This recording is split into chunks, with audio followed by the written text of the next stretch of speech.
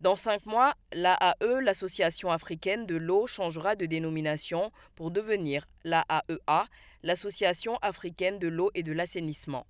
Tous les 2 ans, cette association organise un congrès international qui réunit l'ensemble de ses membres, des organismes internationaux, des experts, des décideurs politiques et des partenaires au développement afin d'échanger sur les enjeux et problématiques liées au secteur de l'eau.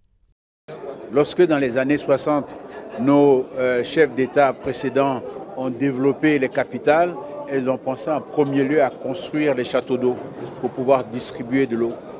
Mais une fois que l'eau rentre dans la maison et qu'on tire la chasse, il faut bien qu'elle aille quelque part. Une fois qu'on prend sa douche et l'eau s'en va après la douche, il faut bien qu'elle aille quelque part. Et ce problème, c'est le problème de l'assainissement. Mais on ne s'est pas attardé sur ça dès le départ. Mais aujourd'hui, les populations étant nombreuses, aujourd'hui en Côte d'Ivoire, on est près de 28 millions, je crois qu'il y a 25 millions, les dernières statistiques nous montrent cela. On n'est plus les 2, 3, 4 millions qu'on était au début. Donc 25 millions de personnes qui vont aux toilettes tous les jours. Tout ce qui va dans les toilettes, il faut pouvoir gérer cette affaire. Donc l'assainissement est devenu quelque chose de très important. Récemment, à Abidjan, le ministre ivoirien de l'hydraulique, de l'assainissement et de la salubrité a procédé au lancement officiel du 21e Congrès international et exposition de l'Association africaine de l'eau et la 7e conférence internationale sur la gestion des boues et vidanges. Toute la communauté internationale, tous les acteurs de l'eau, les distributeurs, les industriels, les consommateurs, toutes les ONG, toutes les structures en charge de la gestion de l'eau seront en Côte d'Ivoire.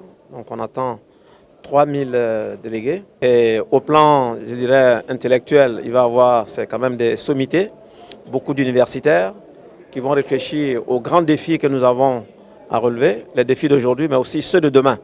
La rencontre est prévue du 19 au 23 février 2023.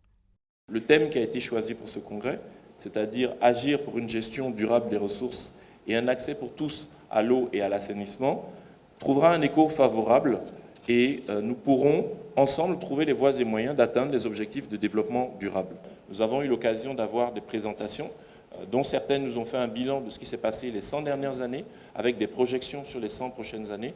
Et donc, il est important que nous puissions, en Afrique, avoir l'occasion de réunir les partenaires au développement, les scientifiques, les professionnels de l'eau, pour pouvoir réfléchir aux problématiques spécifiques que nous avons et pouvoir, grâce à la mobilisation de tout le savoir-faire de nos experts, grâce aux nombreuses sessions que nous aurons, pouvoir aborder toutes les problématiques, à la fois celles qui se retrouvent à l'international, mais également celles qui sont spécifiques à l'Afrique.